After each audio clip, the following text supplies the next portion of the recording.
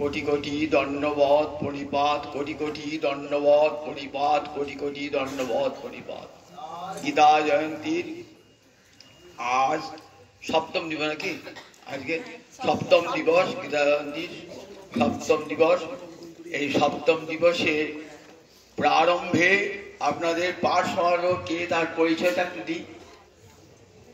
কালনা হাসপাতালের অভিজ্ঞ চিকিৎসক, শুধু চিকিৎসা শাস্ত্রে তিনি পারদর্শী নন, দেখুন অধ্যাত্ম বিদ্যাতেও পারদর্শী। এত বড়টা দায়িত্বপূর্ণ কাজে থেকেও কেমন করে গীতা ভাগবতের অনুশীলন করছে একবার দেখুন, কত শেখার আছে।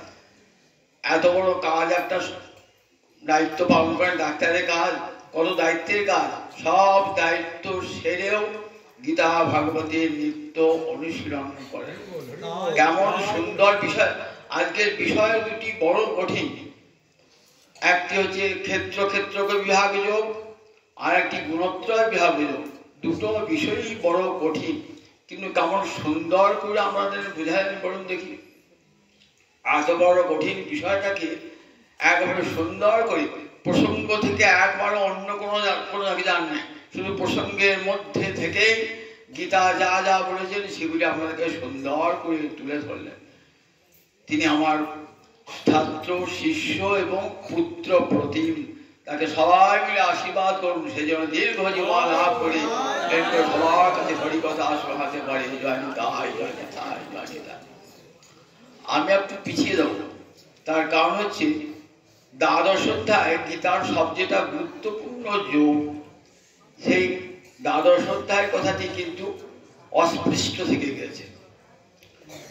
একাদশ অধ্যায় শুনলেন তো, তারপরে আজ ত্রয়োদশ অধ্যায়, মাঝখানে দ্বাদশ অধ্যায়টা তো বড় গুরুত্বপূর্ণ।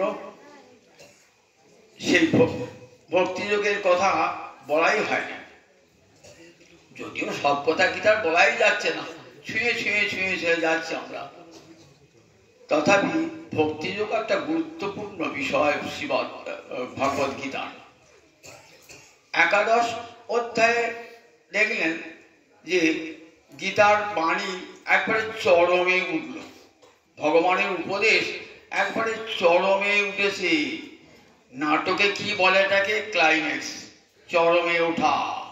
দেখেন না, যাত্রা দেখতে গেছেন, নাটকে দেখতে গেছেন তো, একটা ঘটনা একবার তুঙ্গে উঠে গেল, সবাই নিস্তব্ধ দেখছে অবস্থা, তাকে কি বলে? ইংরেজিতে বলে ক্লাইম্যাক্স। সংস্কৃত ভাষায় এগুলো পঞ্চসন্ধি আছে নাটকে। এই গর্ভ সন্ধি যখন উঠে গেলেন না, একবার চরম উঠে গেলেন, মনে হবে এইখানে কোথায় নাটকটা শেষ হয়ে গেল, কিন্তু হয় না। তারপরে আবার ধীরে ধীরে ধীরে ধীরে নেমে আসে, একটা গান আরম্ভ হলো, ধীরে আর ধীর লয় আরম্ভ হলো, একবারে উঁচুতে উঠলো, তারপর কিন্তু সঙ্গে সঙ্গে থেমে যায় না, আবার আস্তে আস্তে আস্তে আস্তে যেখানে আরম্ভ করেছেন সেখানে এসে থামটা। এটাই নিয়ম। তা অনেকে মনে করেন গীতা বোধহয় এইখানে বোধহয় গীতা শেষ হবে, আর কিছু নাই। এই বছর বিশ্ব দর্শন করিয়ে দিলেন তো, বঙ্কিমচন্দ্র করেছেন, বঙ্কিমচন্দ্রের গীতা ভাষ্য আছে, বঙ্কিমচন্দ্র বলছেন এইখানেই গীতার শেষ হয়ে গেল। কিন্তু অনেক কথা তার বড় বলা থেকে যায়, এখনো কিন্তু অর্জুনের মোহ নষ্ট হয় নাই। অর্জুন বলেন নাই যে নষ্ট মোহ স্মৃতির লব্ধা, আমার মোহ চলে গেছে, আমি স্মৃতি ফিরে পেয়েছি, গত সন্দেহ, আমার সব সন্দেহ চলে গেছে, করিষ্যে বচনাঙ্গে তব, এটা কোনো বলেন নাই। শিষ্য হয়েছেন কিন্তু এখন সেটা বলেন নাই, কাজে গীতা এখনো শেষ হয় নাই। আমরা দেখি গীতার একাদশ অধ্যায়টা এমন অধ্যায়, এটি ব্রহ্ম অধ্যায় বলা হয়েছে গীতার। এই গীতার একাদশ অধ্যায়ের শেষে ভগবান একটা চরম সংবাদ দিলেন গীতার। এই শ্লোকটিকে বলে সমস্ত গীতার সার, সমস্ত গীতার সার। একাদশ অধ্যায়ের যে অন্তিম শ্লোক, সেই শ্লোকটিকে বলা হয়েছে গীতার, বললেন ওই যে গীতার সার। গীতার কি শ্লোকটা আছে? মত কর্মকৃত, মত পরম, মদ ভক্ত, সঙ্গ বর্জিত, নির্বৈর সর্বভূতেষু পাণ্ডব সমামেতি। বললেন, শোনো অর্জুন, হে তৃতীয় পাণ্ডব অর্জুন, গীতার উপদেশ কি কি? বললেন কর্ম, জ্ঞান, যোগ, ভক্তি আর পরাভক্তি। এই পাঁচটাই কিন্তু আছে এখানে। মত কর্মকৃত বললেন, আমার কর্ম করো। কর্ম থেকেও ত্যাগ করতে পারে না। আমরা দেখেছি গীতার 3টে শতক আগে দিন বলেছি। প্রথম থেকে 6টা অধ্যায় কি বলে? কর্ম শতক। মাঝেরটা ভক্তি শতক 7 থেকে 12। তারপর থেকে 13 থেকে 18 পর্যন্ত চলে গেল, এটা বলে জ্ঞান শতক। মাঝে আছে ভক্তি শতক। তাহলে কর্ম, জ্ঞান, ভক্তি। কর্ম কেউ কখনো ত্যাগ করতে পারে না। কর্ম ত্যাগ করলে পৃথিবী অচল। তাহলে কর্ম করতে হবে কেমন করে? বলেন, দেখো তুমি কর্ম করবে, কিন্তু তোমার কর্মে তোমার অধিকার, মা ফলেষু কদাচন, ফলে তোমার অধিকার নাই। তারপরে কি বললেন? কর্ম করো, ফলটা তুমি আমাকে অর্পণ করো। তৎকৃষ্য মদর্পণম। কর্ম করো, ফল আমার। তৃতীয় ধাপে কি বলেন? কর্মও আমার, ফল আমার। কর্ম আমার, ফল আমার। তুই ভেবো না আমি কর্ম করছি। নিমিত্ত মাত্রং ভব সব্যসাচিন। তুই বল তুমি যুদ্ধ করবো না, এখনো অহংকার যায় নাই নয় অর্জুন, এখনো অহংকারটা তোমার যায় নাই। আমি করব, আমি করবো না, আমি কথাটাই তো খারাপ। বলেন অহংকর্তৃত্ব নিয়ে যে কাজ করবে তাতে কিন্তু পাপ স্পর্শ করবে। তুমি যুদ্ধ করবে না কে? বলেন দেখবে, ময়া হতাং স্থান জহিমা ব্যতিষ্ঠ। বললেন ময়া হতাং স্থান, আমি তাদেরকে মেরে রেখে দিয়েছি। ময়া হতাং মানে আমার দ্বারা তারা আগেই মরে গিয়ে। দেখো ভীষ্ম, দ্রোণ, কৃপ, কর্ণ সব মরে আছে। বিষ্ণু দর্শন দেখাচ্ছেন, তখন যুদ্ধ হয় না, কিন্তু গোবিন্দ দেখাচ্ছেন, তার মধ্যে বিষ্ণু দেখাচ্ছেন বড় বড় মুখ বার হয়েছে তো। আর একটা দুটো মুখ নয়, একবার হাজার হাজার মুখ। বাবারে বাপ, যেদিকে তাকাচ্ছেন কৃষ্ণের মুখ, বড় বড় দাঁত, আবার মুখ থেকে আগুন বেরোচ্ছে, কালা নল, যেন পোড়ে আগুন বার হচ্ছে। দেখছেন দ্রুত বেগে নদী যেমন সমুদ্রের দিকে যায় না, তেমনি কি যাচ্ছেন ওই কৌরবদের সন্তানেরা ওই মুখের ভিতরে প্রবেশ করছে। কর্ণ, কৃপ, দ্রোণ, ভীষ্ম সব ঢুকছে। দেখো ময়া হতান, এই দেখো। আবার দেখছেন বড় বড় দাঁতে না, তাদের সব দেহ চূর্ণ বিচূর্ণ। আমি সব মেরে ময়া হতান টান টান জহি, আমি মেরে রেখেছি তাদেরকে মারো। তুমি আবার আমি মেরে রেখেছি তাদেরকে মারো। ময়া হতান টান জহি মা প্রতিষ্ঠা।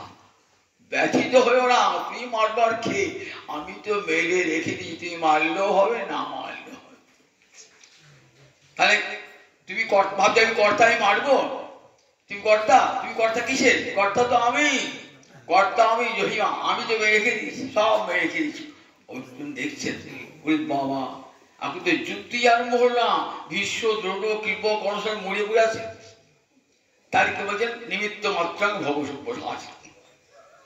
তাহলে এখন কর্মের কর্তৃত্বটি একবারে ত্যাগ করতে। আমি করার কে? আমি করার কেউ নেই। জানামি ধর্মং নচমে প্রবৃত্তি, জানামি অধর্মং নচমে নিবৃত্তি, তয়া হৃষিকেশ হৃদি স্থিতেন যথা নিযুক্তস্মি তথা করমি। জানামি ধর্মং নচমে প্রবৃত্তি, আমি ধর্ম কি তা জানি, তাতে আমার প্রবৃত্তি নাই।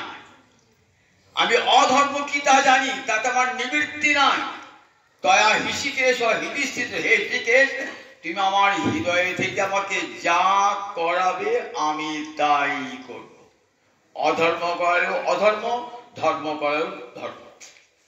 তাহলে ভগবান সেও যে সব কর্মের কর্তা, এই বোধটা আগে এনে যদি কর্ম করেন, তাহলে কর্ম ফল আমরা বন্ধন আনবে না, আপনার পাপ পুণ্য স্পর্শ করবে না। এইটি হলো কর্মতত্ত্ব। কর্তৃত্বহীন এটি মত কর্মকৃত বলে কর্ম করবে, আমার কর্ম করবে, মত কর্ম আমার কর্ম, আমার প্রীতির জন্য সব কর্ম করব, আমার প্রীতির জন্য কর্ম করতে হবে, কর্ম করো আমার প্রীতির জন্য, মত কর্মকৃত। তারপর কি বলেন? বললেন বললেন মদ ভক্ত, আমার ভক্ত তারপর না নির্বৈর সর্বভূতে, এর কর্মের কথা। তারপরে নির্বৈর সর্বভূতেষু, বলেন সকল ভূতে নির্বৈর হও, শত্রুতাহীন হও, কোন কারোর প্রতি বিদ্বেষ ভাব রেখো না, নির্বৈর হও। কখন এটা হওয়া যায় বলেন দেখি? আর বাড়ি আমার চোখে এই লোকটা আমার পছন্দের, এই লোকটা আমার অপছন্দের, যে লোকটা অপছন্দের তাদেরকে শত্রুতা করি। কিন্তু বলছেন নির্বৈর সর্বভূতেষু, এটা হলো জ্ঞানের কথা। আগে কর্মের কথা বললো, এবার নির্বৈর সর্বভূতেষু জ্ঞানের কথা। কখন হয়? তত্ত্ব জ্ঞান এলে পরে নির্বৈর হয়, সর্বভূতি হওয়া যায়। যখন জানবো এক ভগবান আমার মধ্যে আছে, আপনার মধ্যে আছে, ওনার মধ্যে আছে, তার মধ্যে আছে, এমনকি একটা ক্ষুদ্র পিপিলিকার মধ্যে আছে, তখন তাকে হত্যা করতে আমার অন্তরটা কেমন হবে? ব্যথিত হইবে না। যে ভগবান আমার হৃদয়ে রয়েছে, ওই পিঁপড়েটার, ওই কুকুরটার, ওই পাখিটার, ওই মানুষটার হৃদয়ে সেই ভগবানটাই রয়েছে। সুতরাং তাকে আঘাত করা মানে নিজেকেই আঘাত করা, ভগবানকেই আঘাত করা। তখন সে কি হয়? সে নির্বৈর হয়ে যায়, আর কারো প্রতি শত্রুতা করে না। এটাই হলো জ্ঞানের শেষ কথা। তত্ত্বজ্ঞান এলে এটি হয়ে যায় সমস্ত সমস্ত ভূতে আত্মদর্শন, পরমাত্ম দর্শন, সমস্ত ভূতি জ্ঞানের কথা। মত কর্ম কি? এবার নির্বৈর সর্বভূতে যোগের কথা কি? সঙ্গবর্জিত। সঙ্গবর্জিত মানে আসক্তি বর্জিত হও। আসক্তি কখন হয়? পাঁচটা লোকের সঙ্গে মিশি বিষয়ের ধ্যান হয়, তখন আসক্তি হয়। ভাগবতে দেখবেন অবধূত সংবাদ, অবধূত সংবাদে অবধূত বলছেন যদু মহারাজকে, যে মহারাজ একটা কুমারী বালিকা আমার গুরু, বিয়ে হয় না, কুমারী বালিকা সে আমার গুরু। কুমারী বালিকা আবার কারুর গুরু হয় নাকি? বলছে হ্যাঁ মহারাজ, বালিকাটা আমার গুরু। অবাক হয়ে গেছে। আচ্ছা বড় বড় যে অবধূত, শুনি না কেমন তোমাকে তোমার গুরু হলো? বলে শুনবে, আমি ঘুরতে ঘুরতে একটা ঘুরে ঘুরে অবধূত, তো আমার তো থাকবারও জায়গা নাই, খাবারও জায়গা নাই, ঘুরে ঘুরে বেড়াই। ঘুরতে ঘুরতে ঘুরতে ঘুরতে একটা বাড়িতে এসেছি, দেখি সেই বাড়িতে কেউ নাই, একটা মাত্র কুমারী বালিকা আছে, বাবা মা মারা গেছে, আত্মীয় স্বজন কেউ নেই। আমার পাড়া প্রতিবেশীতে একটা বিয়ের সম্বন্ধ দেখছি। তা যারা পাত্রপক্ষ তার দু তিনজন লোক এসেছে মেয়েটাকে দেখবার জন্য, তাহলে তো কিছু খাওয়ার ব্যবস্থা করতে হবে। কি করবে? ঘরে তো ধান আছে কিন্তু চাল নাই। ধানটা কি করবে? ঢেকিতে পাট দিয়ে সেই ধানটাকে চাল করতে হবে, সেটা করবার তো লোক নাই। তা সে তখন কি করছে? নিজেই পাশের ঘরে একটা ঢেকি আছে, ঢেকিশালা আছে, সেইখানে 2 কেজি ধান নিয়ে গিয়ে সেখানে পিসি, আর বাইরে বারান্দায় বসে আছে, তাকে দেখতে তার আছে। এই বালিকার হাতে 4টে চুড়ি আছে। যখন ঢেকিতে পাত দিচ্ছে না, তার উপরে একটা দড়ি টানতো, ঝাঁক ঝাঁক ঝাঁক ঝাঁক শব্দ হচ্ছে। দেখবি ঢেকি, আগে কারণ ঢেকি দেখলাম না তো, পা দিয়ে ঢেকিটা নামাচ্ছে পাচ্ছে, আর একটা দড়ি ধরে আছে। যখন ধরছে তখন এই 4টে চুড়ি ঝাঁক ঝাঁক ঝাঁক করছে। ও ভাবছে তার জন্য আমাকে যারা দেখতে এসেছে ওরা ভাবছে যে এই বালিকাটাই শেষকালে ধান কুটছে। তখন কি করলে? লজ্জায় 2 গাছা চুড়ি খুলে দিল। দেখছে সব অবধূত, তাকিয়ে তাকিয়ে দেখছি অবধূত, এই গাছ থেকে 2 গাছা, এই গাছ থেকে খুলে দিল। আবার ঢেকিতে বাদ দিচ্ছে, দেখছি তখনও ঝাড়ার ঝাড় শব্দ হচ্ছে। তখন এই গাছ থেকে এই হাত থেকে 1 গাছা, এই হাত থেকে 1 গাছ করে দিল। 1 গাছে 1 গাছে কোথায় থাকলো? অবধূত হেসে উঠলো, আমি পেয়ে গেছি, গুরু পেয়ে গেছি। ওগো মা, তুমি আমার গুরু হলে। কি করে গুরু হলো? শিক্ষা দিয়ে গেলে। বাসে বহুরাং কলহ, ভজন যখন করবেন একসঙ্গে থাকলে না আর ভজন হবে না, কথা কথি নানা রকম হবে তো হবে না। দয়র বার্তা, আর দুজন তৈরি থাকে তাহলেও কথাবার্তা হবে। এক এব চরেত সাধু কুমার্যা ইব কঙ্কন, সাধু একাকী বিচরণ করবে কুমারীর হাতের কঙ্কনের মতো। একগাছি কতক্ষণ আছে শব্দ নাই।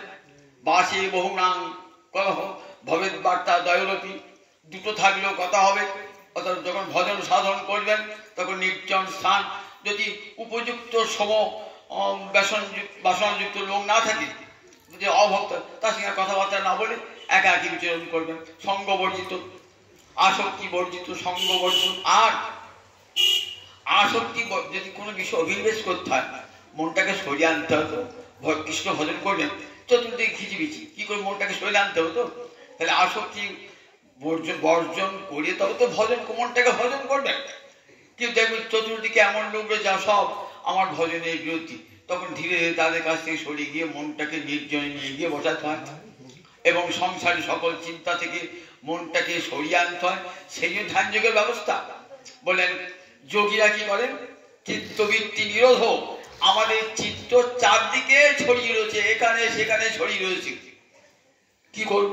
যখন গোবিন্দ চরণ, লক্ষ্মী নারায়ণের চরণ ধ্যান করব, তখন মনটাকে ধীরে ধীরে ধীরে ধীরে সরিয়ে আনতে হবে। সব ইন্দ্রিয়কে সরিয়ে নিয়ে এসে এই লক্ষ্মী নারায়ণের চরণে, গোবিন্দের চরণে মনটাকে দিতে হবে। তবে তো হবে না। সেটা করতে কি করতে হয় না, সব আসক্তি ধীরে ধীরে সহায়তা হবে। তা এই ছিল যোগের শেষ কথা।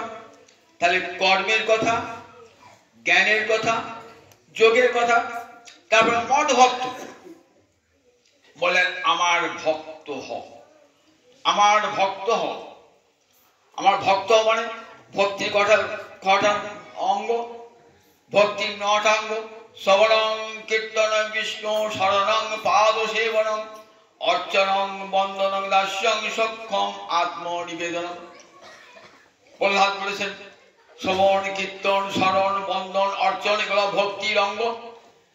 আমাকে নিয়ে থাকো, আমার পূজা অর্চনা করো, আমার জন্য তুলসী চয়ন করো, আমার জন্য চন্দন বাটো, আমার জন্য মালা তৈরি করো, আমার ভোগের ব্যবস্থা করো। এমনি করে আমার ভক্ত, আমার আমার ভক্তিতে, ভক্তি অঙ্গে সব সময় যুক্ত হয়ে থাকো। এই ভক্তি অঙ্গ হতে হতে কি হয় না, মত পরম পরাভক্তির দরজায় পৌঁছে যায়। পরাভক্তি। গীতা কিন্তু এই পরাভক্তির কথা ইঙ্গিত মাত্র দিয়েছেন। পরাভক্তি বা প্রেম ভক্তি কোথায় পাবো আমরা? শ্রীমদ্ ভাগবতী। তাই গীতা যেখানে শেষ হলো, ভাগবত সেখানে শুরু। গীতা যেখানে শেষ, ভাগবত সেখানে শুরু। গীতা সূত্র আর ভাগবত তার উদাহরণ। গীতা দর্শন, ভাগবত দর্শনীয়। দর্শন মানে চক্ষু। গীতা দিয়ে ভগবান আমাদের দুটো চোখ তৈরি করে দিলেন। এইবার চোখ কি দেখবো? দর্শনীয় মানে বিগ্রহ। ভাগবতে দেখবো, সেই বিগ্রহকে দেখবো, দর্শন করব।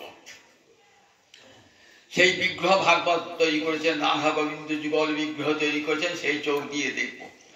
তাহলে গীতার যেখানে গীতার যে 5টি কথা, কর্ম, জ্ঞান, যোগ, ভক্তি, পরাভক্তি, এই 5টাই কিন্তু এই শ্লোকটায় রয়েছে। এই শ্লোকটা কোথায় আছে? কোথায় বলুন দেখি? 11 অধ্যায়ের অন্তিম শ্লোক। খুব ভালো করে পড়বেন বাড়িতে গিয়ে। 11 অধ্যায়ের অন্তিম শ্লোক দেখবেন। গীতা যা তা বলতে চেয়েছেন সব গোটাই কিন্তু আছে কোথায়? সব গোটাই আছে এই অন্তিম শ্লোক। সব আছে অন্তিম শ্লোকে। সেজন্য কি বলেছেন? এটি গীতার্থ সার। গীতার্থ সার। এই 11 অধ্যায়ে ভগবানের অপূর্ব রূপ দর্শন করলেন তো, যা দেবতারাও দেখতে পায় না। কোটি কোটি জন্মের তপস্যা দ্বারাও দেখা যায় না। অর্জুন, তুমি আমার একান্ত প্রিয় বলে তোমাকে দেখালাম, আমি তোমাকে দিব্যচক্ষু দান করলাম, তুমি আমার খুব প্রিয়তম বলি। এই বিশ্ব দর্শন করার পর অর্জুনের চিত্ত এলোমেলো হয়ে গেল। এতক্ষণ ভাবছিলেন তো কৃষ্ণ আমার বন্ধু, কৃষ্ণ আমার তো বন্ধু, মামাতো পিষ্ট তো ভাই দুজন, তো নিজের আত্মীয় স্বজন, একসঙ্গে খেয়েছেন, মেখেছেন, পড়েছেন, শুয়েছেন, কত আমোদ ঠাট্টা করেছেন। ওরে বাবা, সারথে রথ চালিয়ে এলো, এসে এত বড় মুখ, যেদিকে তাকাচ্ছে নান্তং ন মধ্যং নপুনস্তবাদি। ওরে বাবা, তোমার চরণটা কোথায়, আমার মাথাটা কোথায়, তোমার পেটটা কোথায়, দেখতেই তো পাচ্ছি না। যেদিকে তাকাচ্ছে সারাদিকে বিশ্বময় রূপ তোমার। অর্জুন ভয় পেয়ে গেছে। অর্জুন সখার এবং রূপ দেখে আখ্যাই মেঘ ভবানুগ্রর উপর এ বলছে আপনি বলছেন। বন্ধুকে কেউ আপনি বলে, তুই বলে না তুই বলে। বন্ধু বলছে ভবান মানে, সংস্কৃত ভবান মানে কি আপনি, কে আপনি?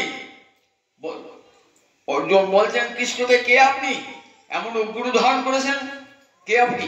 দেখুন অর্জুনের সূক্ষ্ম রস সংকুচিত হয়ে গেছে। এই বিশ্বরূপ মাও দেখেছেন, কিন্তু মা যশোদা বৃন্দাবনে মা যশোদা দেখেছেন না, বিশ্বরূপ দর্শন করেছেন।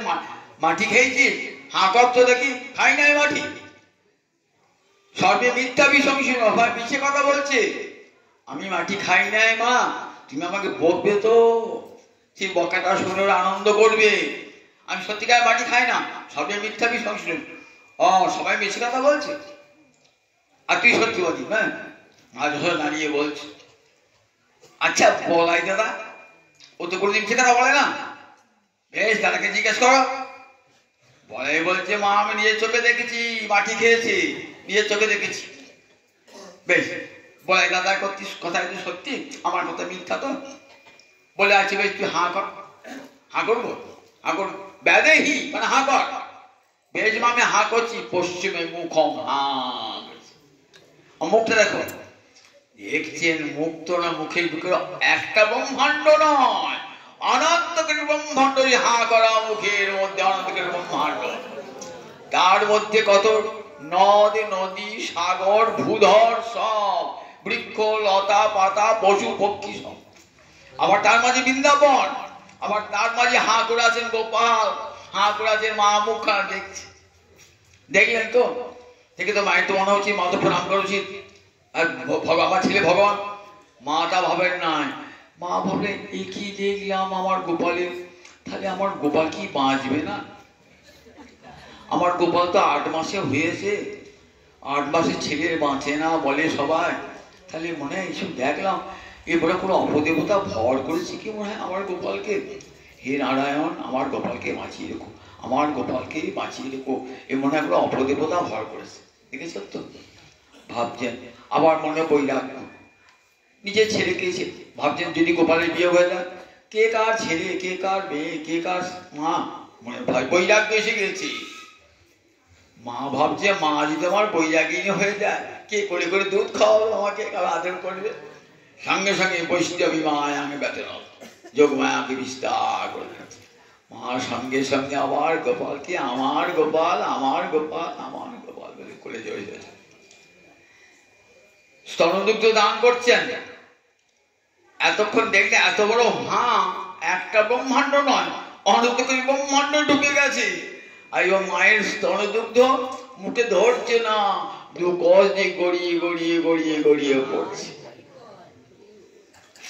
তাহলে দেখুন, বৃন্দাবনে মায়ের দর্শন, মায়ের বিশ্ব দর্শন, আর অর্জুনের বিশ্ব দর্শন, দুটো দর্শনে কত পার্থক্য একবার দেখুন। এই দেখুন বৃন্দাবনে পরাভক্তি আদর্শ, সেখানে কৃষ্ণকে ভগবান বলে কেউ জানে না। মোর পুত্র, মোর সখা, মোর প্রাণপতি, কৃষ্ণকে ঈশ্বর নাহি জানে ব্রজজন। এই বিশ্ব দর্শন করি অর্জুনকে তখন বলে ঠাকুর আমি তোমাকে বন্ধু বলে ডাকতে পারছি না, বন্ধু বলেছি, সখা বলেছি, একসঙ্গে খেয়ে দিয়েছি, ক্ষমা করে দাও, ক্ষমা করে দাও। জগতে কোনো বন্ধু কোনো বন্ধু ক্ষমা চান, ক্ষমা চান, কিন্তু এখন কেমন কেমন অসংকোচ ভাব এসে গেছে। ক্ষমা ক্ষমা করো তুমি আমাকে।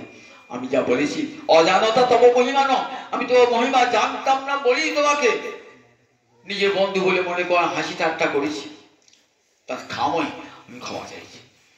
ক্ষমা চাইছেন অর্জুন ভগবানের কাছে ক্ষমা চাইছেন।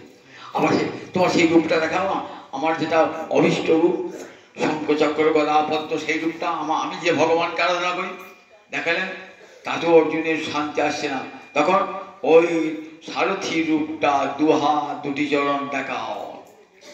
ওই যখন মানুষ রূপ দৃষ্টি দেখো মানুষ সঙ্গে রূপ মানুষ রূপ দর্শন করে নরলীলা দর্শন করি, নররূপ দর্শন করে অর্জুনের মনে শান্তি এলো।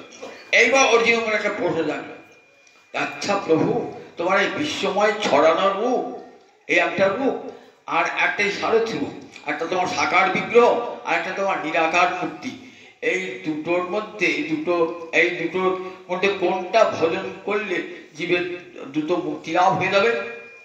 এই কোনটা সুখাবহ, কোনটা শ্রেষ্ঠ? ওই তোমার নিরাকার ভজনটা না সাকার ভজনটা? ভগবান কি বলেন? ভগবানকে উত্তর দেওয়া বড় শক্ত। মায়ের দুটো ছেলে, একটা ছেলে সারা বিশ্ব বিরাট পণ্ডিত হয়ে সারা বিশ্বে ঘুরে বেড়াচ্ছে, আর একটা ছেলে মায়ের কোল ধরে আছে। দুটো ছেলের মধ্যে কোনটা ভালো? মা বলতে পারেন? মা বলা দুটি হবে। ভগবান তাই বলছেন। কি বলছেন ভগবান? ভগবান বলেন দেখো, মজ্জা বেশি তো যারা চেতসাং, আমাকে যারা চিত্ত আবিষ্ট করে আমাকে আগড়িয়ে ধরে বসে আছে না, হ্যাঁ, তারা শ্রেষ্ঠতম যোগী। আমার এই সাকার রূপে যারা ভক্তি যোগে আমাকে সাকার রূপে দেখে আমার চরণে আত্মনিবেদন করেছেন এবং আমাকে মজ্জাবেশিত চেতসাং আমাকে চিত্রটাকে সমর্পিত করেছে, তারা অধিকতর শ্রেষ্ঠ। অর্থাৎ সাকার বিগ্রহ, ভক্তি পথে যারা সাকার বিগ্রহের উপাসনা করে তারা শ্রেষ্ঠ যোগবিত্তমান। আবার যারা জ্ঞানের পথে নিরাকার ব্রহ্মের উপাসনা করে বললেন তারাও আমাকেই পায়। তে প্রাপ্নুবন্তি মামেব সর্বভূত হিতেরতা, তারাও আমাকে পায়। দুটোই সমান বটে। তবে কি জানো, যারা নিরাকার মূর্তিতে আমার নিরাকার পথে আমার ভজনা করে না, ক্লেশ অধিকতর তেষাং অব্যক্তা সত্য চেতসাং, অব্যক্ত মূলতিতে যাদের চিত্ত আসক্ত হয়েছে তাদের ভজন করা বড় ক্লেশদায়ক। আমরা তো দেহধারী জীব, আমাদের দেহ আছে, আমরা সব সীমাবদ্ধ জীব দেখতে অভ্যস্ত। আমরা কখনো অসীম ভগবানকে ভাবতে পারি? অসীম ভগবানকে ভাবনায় আনতেই পারি না। সারা বিশ্বে নিরাকার ভগবানকে আমরা ভজন করবো কেমন করে? কি করে ভজন করব? তাই তোমার যে সাকার বিগ্রহ, সেই আমার যে সাকার বিগ্রহ, সেই সাকার বিগ্রহে ভজন হয়, নিরাকার বিগ্রহতে ভজন হয় না।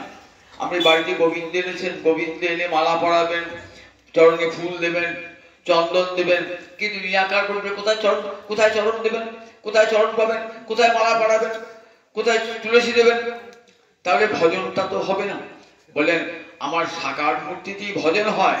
দেখো এতে ক্লেশ নাই, কিন্তু বরং আনন্দ পায় ভক্ত, আমাকে সেবা করে আনন্দ পায়। কিন্তু যারা জ্ঞান পথে নিরাকার ব্রহ্মের উপাসনা করে তারা কিন্তু আমার অর্চনা করতে পারে না, আমার সেবা করতে পারে না, এবং তাদের অত্যন্ত ক্লেশ হয়। সেই মনে আমার রূপটাকে ধারণা করা তাদের খুব কষ্টকর। নিরাকার ব্রহ্ম রয়ে সর্বং খল্লিদং ব্রহ্ম, সর্বত্র ব্রহ্ম বিরাজ করছেন, এটা আমি ধারণায় আনবো কি করে? আমার এই ক্ষুদ্র মনে সেই বিশাল ভগবান, বিশ্বব্যাপী ভগবান, ব্যাপনশীল বিষ্ণু ভগবান, তাকে আমার ক্ষুদ্র হৃদয়ের মধ্যে আনবো কেমন করে? কিন্তু আমার লক্ষ্মীনারায়ণ মূর্তি, আমার রাধাগোবিন্দ মূর্তি, এটা আমি ধ্যানে আনতে পারি। তাই ক্লেশ অধিকতর তেষাং, তাদের ক্লেশ অধিক।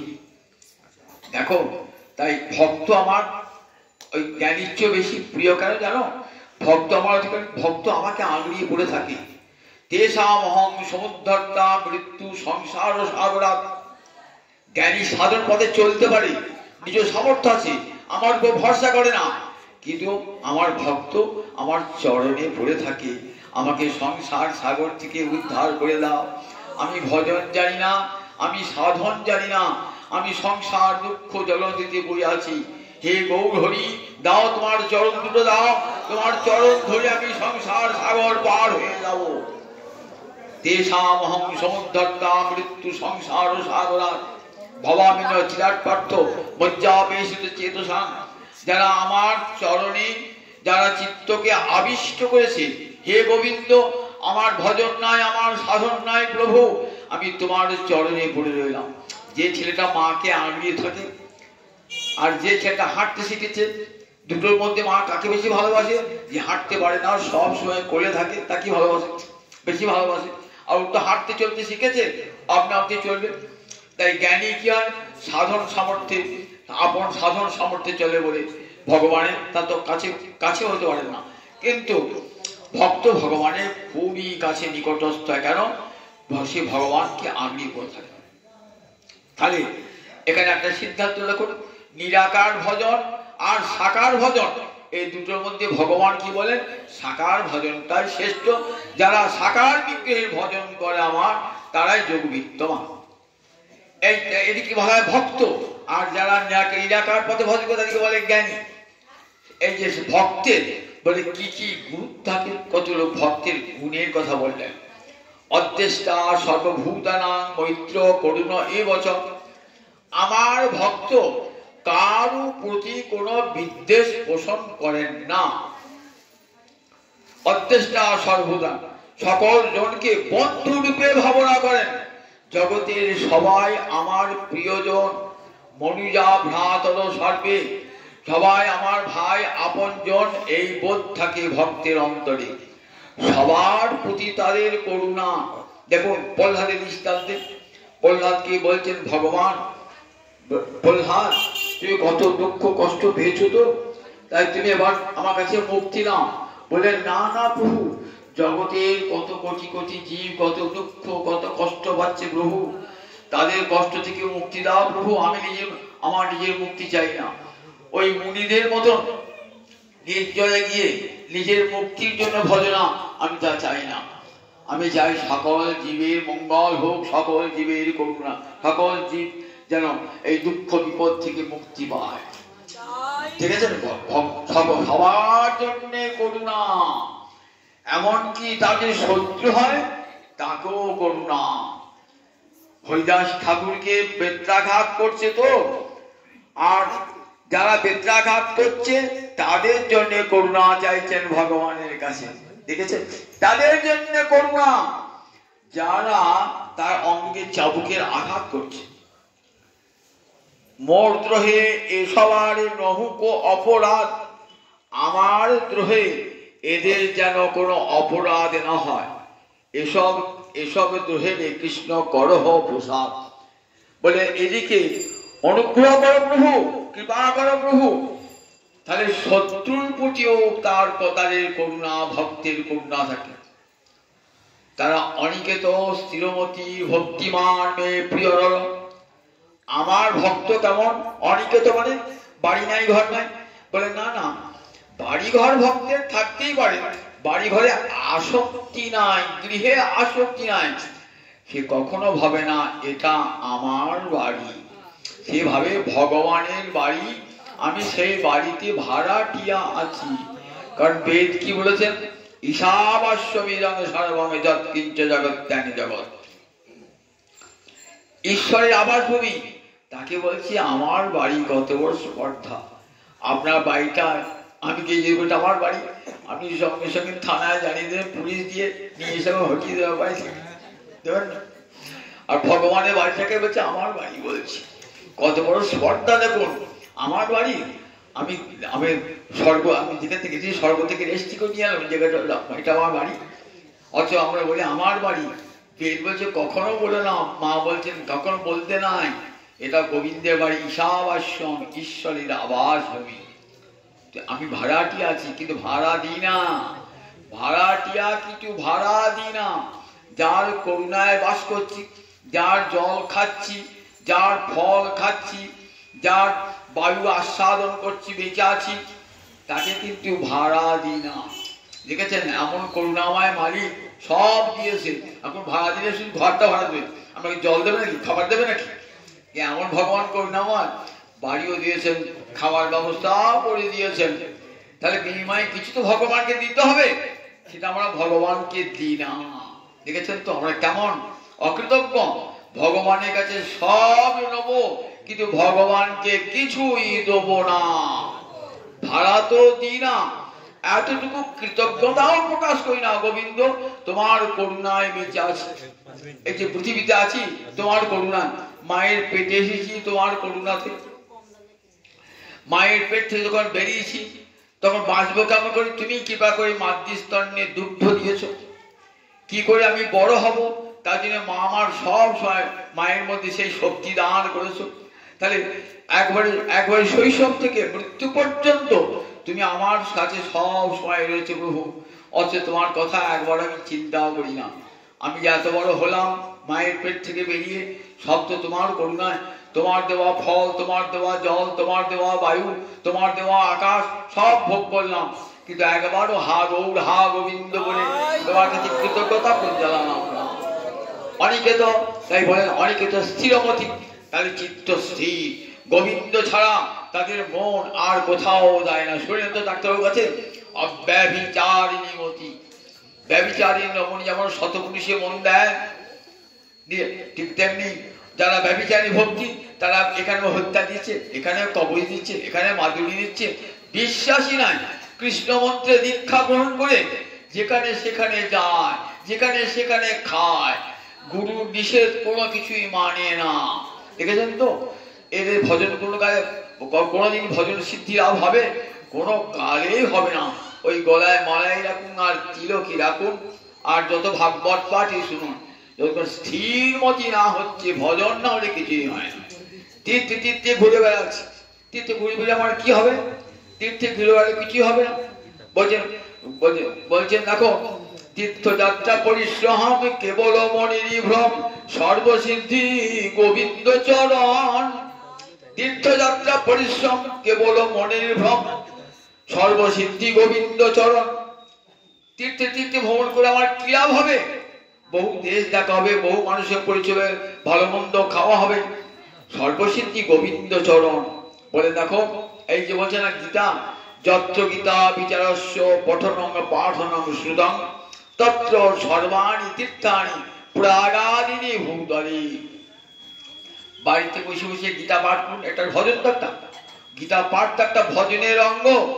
যত্র গীতা বিচারস্য পঠনং পাঠনং শ্রুতং, যেখানে গীতা পাঠ হয়, গীতা বাক্যের বিশ্লেষণ হয়, যদি কান পেতে সেখানে শোনা হয়, তত্র সর্বাণি তীর্থানি, সব তীর্থ এসে গেছে, বৃন্দাবন গয়া গঙ্গা সব এসে গেছে ভূতলে। আর আমার যেতে কোথাও, কোথাও যেতে হবে না। সহায় জায়তে শীঘ্রম যত্র গীতা প্রবর্ততে। কি আছেন? বালকৃষ্ণ কি নারদ ধ্রুব পার্শ্বদে। গোপাল গোবিন্দ চলে এসেছেন, সঙ্গে সঙ্গে কাকে নিয়ে এসছেন? সঙ্গে পার্শ্বদগণকে। চলো নারদ, চলো ধ্রুব, আজ অমুক জায়গায় গীতা পাঠ হচ্ছে, যাই যাই শুনি গা গিয়ে। দেখেছেন তো এগুলো মহিমাতে পড়েছেন তো, মহিমাতে যদি বিশ্বাস রাখেন তাহলে দেখবেন যেখানে গীতা পাঠ হচ্ছে তো এখানে গোবিন্দ এসে গেছেন, একা আসেন নাই। নারদ, ধ্রুব, প্রহ্লাদ, অম্বরীশ, ভরত সবাইকে জুটিয়ে চলো আজ গীতা শুনতে যাবো আমরা দক্ষিণার মন্দিরে, সবাই এসে গেছে।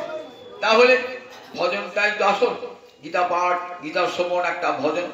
অনেকে তো শ্রীমতী ভক্তিমান মেয়ে প্রিয় আমার ভক্ত, অনেকে তো গৃহা আসক্তি থাকে না, স্থিরমতি, মনটা একবারে গোবিন্দ চরণে স্থির, দোলাচল প্রবৃত্তি নয়।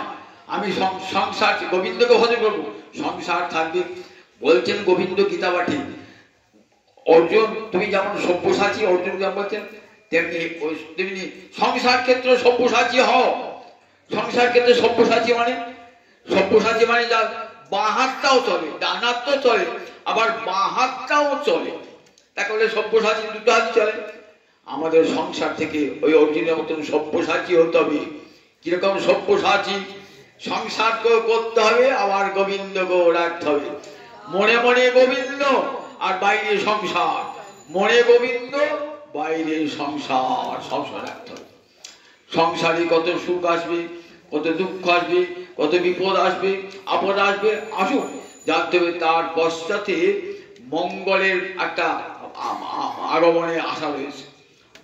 যে কোনো দুঃখ বিপদের পশ্চাতেই জানবেন সেখানে ভগবানের নিশ্চয় কোনো মঙ্গল বার্তা লুকিয়ে রয়েছে। আমরা দুঃখ এলে বিপদ এলে পরে কি হয়, একবারে বিমর্ষ হয়ে পড়ি। কিন্তু শাস্ত্র বলছে দেখো, ভগবান তো মঙ্গলময়, কারও অমঙ্গল তিনি করেন না। সমস্ত যদি কোনো অমঙ্গল দেখেন জানবেন সে অমঙ্গলের মধ্যে একটা মঙ্গল রয়েছে লুকিয়ে।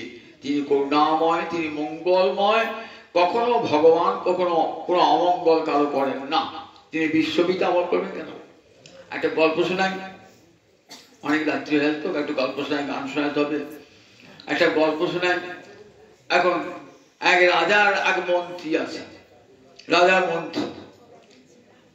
তার মন্ত্রী খুব ঈশ্বর বিশ্বাস, রাজা তো ঈশ্বর বিশ্বাস করেন না। মন্ত্রী সবই জানেন, যা ভগবান সুখ দুঃখ যা দেন সবই পিছনে পিছনে মঙ্গলে কোনো বার্তা থাকে। রাজা হঠাৎ একদিন রানী মারা গেল, রানীকে খুব ভালোবাসতেন, রানী মারা গেল।